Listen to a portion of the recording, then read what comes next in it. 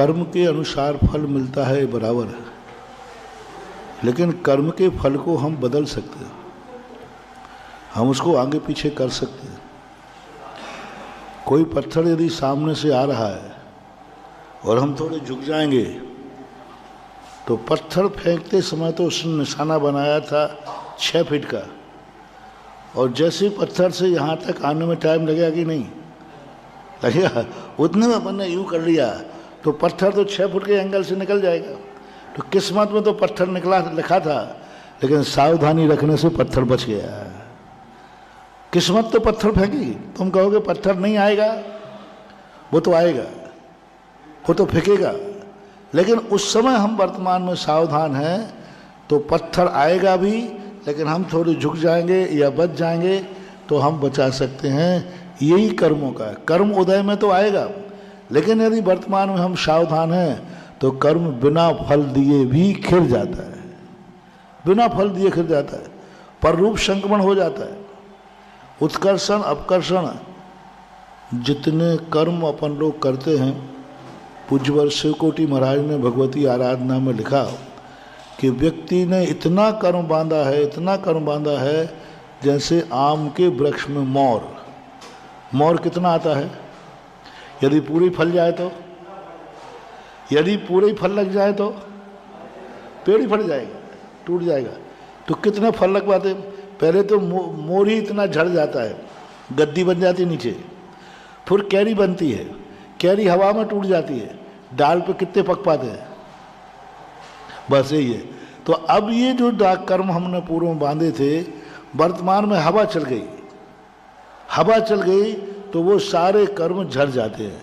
हवा कौन सी चल गई, जैसे अभी तुमने कर्म बांधे थे, खूब बांधे थे, अब उसी समय कानपुर में महाराज आ गए, पंचकर्णा का, अब ये पंचकर्णा कर्मों को झराने की हवा है। अब उस कर्म फल तो सब बन गए, लेकिन बीच में इतनी तेज हवा आई कि वो छोटी छोटी कैरियां क्या हो गई, बिना पके बिना ही टूट गई। ऐसे ही जब धर्म का निमित्त बना, मंदिर गए तुम अभिषेक के समय, अब उस समय कर्म बहुत तेज से बंधा था, लेकिन तुम्हारा मंदिर में भगवान के किया, वो अभिषेक का तूफान आ गया, उसमें कर्म झड़ गए, बहुत सारे कर्म बिना फल दिए झड़ गए। पंचकर्णक वगैरह आया, इसमें तुम लोग भाव विशुद्ध कर लिए, पंचकर्णक में आप बैठ गए, आपने पूजा कर ली, उस समय आपका कर्म झड़ गया। कर्म तो आया था, वो तो आएगा, लेकिन वो पक नहीं पाएगा, उसके पहले ही वो निर्जरा को प्राप्त हो जाता है। साधु का प्रवचन सुना तुमने, बहुत गुस्सा आना था तुम्हें, दूसरे से तुम्हारा बैर भाव था, चाहे कुछ भी हो जाए मैं उसको तो निपटा के रहूँगा, ऐसा बैर बन गया मान लीजिए। अब उसी समय किसी महाराज का प्रवचन हुआ जोरदार, और तुमने कहा नहीं महाराज सही कह रहे हैं, मैं व्यर्थ में बैर भाव कर रहा हूँ, आज मैं बैर भाव, और तुम उसको जय जिनेंद्र करने पहुँच गए। अब क्या हो गया है, कसाई क्या बांधी थी, हम किसी प्रकार माफ नहीं करेंगे, लेकिन गुरु के उपदेश से क्या हो गया, बदल गया, परिणामों में निर्मलता आ गई, और निर्मलता आती बैर भाव छूट गया। तो अब बंधे हुए कर्म ने, उस समय तो तुमने बांध दिया था जिस समय झगड़ा हुआ था, इसने मेरे साथ जो किया है मैं भी इसको छोड़ूंगा नहीं। आ सकता है कि नहीं, आ सकता, लेकिन उस समय फिर गुरु महाराज का निमित्त मिला, उस समय तुम्हारे पर ओहो क्या करना, हो गया कसाय, हो गई छोड़ो। अब ये क्या किया वर्तमान ने, यदि ये वर्तमान नहीं होता तो वो जो बंधा था फिर वो ही होके रहता, फिर उसमें कोई सुधार नहीं।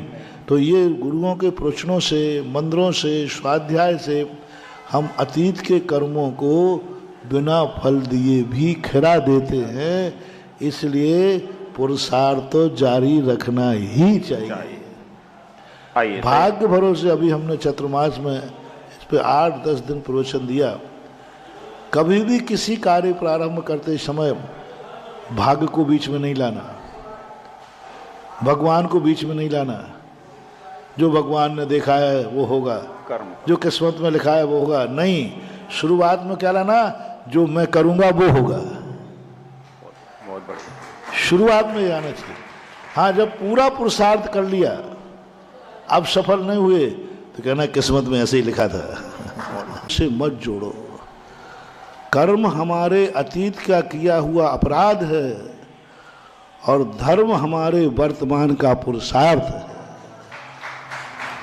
पुरस्कार है। धर्म हमारा वर्तमान के किए हुए कार्य का पुरस्कार है और कर्म हमारे किए हुए पूर्व का अपराध है। तो कर्म को धर्म को बिल्कुल नहीं जोड़ना चाहिए। कर्म अलग चीज़ है। कर्म में अतीत में किए हुए, आप देखें आज तो अपन लोगों के पास कुछ भी नहीं है। चतुर्थ अधिकालीन में महापुरुष आदिनाथ भगवान को 7 महीने 8 दिन आहार नहीं मिला। क्या वो धर्मात्मा नहीं थे? क्या वो सच्चे मुनि नहीं थे? बोलो। तो फिर कर्म क्यों नहीं गया उनका? वो तो प्रमाणिक मुनि थे ना, पक्का मुनि वो तो भावलिंगी मुनिराज थे, लेकिन उस समय भी उनके कर्म का उदय आया। सनत कुमार चक्रवर्ती को कुष्ठ रोग निकला, उसी तद्भव मोक्षगामी। अंजना हनुमान जैसे पवनंजय गर्भ में आए, उनकी माता को कितना दुख भोगना पड़ा। अब पवनंजय तो बेचारा बहुत अच्छे आदमी थे, व्यक्तित्व थे। तो कर्म अतीत के किए हुए क्या है, हम वर्तमान में धर्म की बात देखते हैं, लेकिन अतीत जब हम देखते हैं तो कहीं ना कहीं कोई ऐसी भूल पड़ जाती है कि वो भूल निधत्त निकाचित होकर के भी हम किसी भी दशा में चले जाएं, कर्म नहीं छोड़ता। अपराध करके कोई व्यक्ति मुनि बन जाए तो क्या उस पर धारा नहीं लगेगी? धारा तो लगेगी, धारा है वो तो लगेगी। तो इससे उसका संबंध नहीं जोड़ना चाहिए। धर्म अपने आप में सर्वोत्कृष्ट सिंहासन है। उसी धर्म के माध्यम से हम इन कर्मों को निर्जरा कराने का प्रयास करते हैं। और ये कहो कि धर्मात्मा है इसलिए छोटे से कष्ट में निकल गया। बौद्धों के यहाँ एक बहुत अच्छी बात आती है इसी कर्म सिद्धांत के संबंध में कि बौद्ध को एक बार कांटा लग गया। तो उनका शिष्य था आनंद। वो आश्चर्य, गुरुदेव मैं तो आपको भगवान मानता था, आप पर संकट आ ही नहीं सकता क्योंकि आप तो सर्वश्रेष्ठ हैं, आप तो धर्मात्मा हैं, आप तो भगवान हैं, आप पर संकट आ ही नहीं सकता और आपको संकट आया। इसका अर्थ तो बौद्ध बोले, इसका अर्थ क्या है? इसका अर्थ है कि आपका धर्म ठीक नहीं है। अब देखना शिष्य कहाँ जोड़ रहा है। बौद्ध हंसते हैं, बोले कहते भो अंत्यवासन, सुनो इसकी कहानी सुनो। अभी तुम्हारे मन में भाव आया, इतना सब लोगों को आता है और धर्मात्माओं को कष्ट ज़्यादा आते तो लोग बहुत ज़्यादा व्यंग करते हैं, देखो बड़ा धर्मात्मा बनता है, देखो कितने कष्ट आ रहे हैं, अरे देखो भैया महाराजों को भी कष्ट आ रहा है, फिर काय का धर्म? तो ये बहुत बड़ी भूल है हमारी। तब बुद्ध कहते हैं सुनो, हमने असंख्यात कल्प काल पहले एक बकरे को काटा था, एक बकरे को काटा था, वो कर्म मुझे बंधा था। अब मैं इस समय मैं साधु बन गया हूँ, धर्मात्मा बन गया हूँ, तो कायदा से हमने गर्दन काटी थी तो आज गर्दन मेरी कटना चाहिए। लेकिन मैं धर्मात्मा था तो गर्दन के स्थान पर तो पैर हो गया और कटार के स्थान पर कांटा हो गया।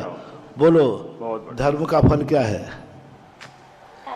यदि मैं धर्मात्मा नहीं होता तो गर्दन कटती और तलवार से कटती, क्योंकि मैंने तो गर्दन काटी थी।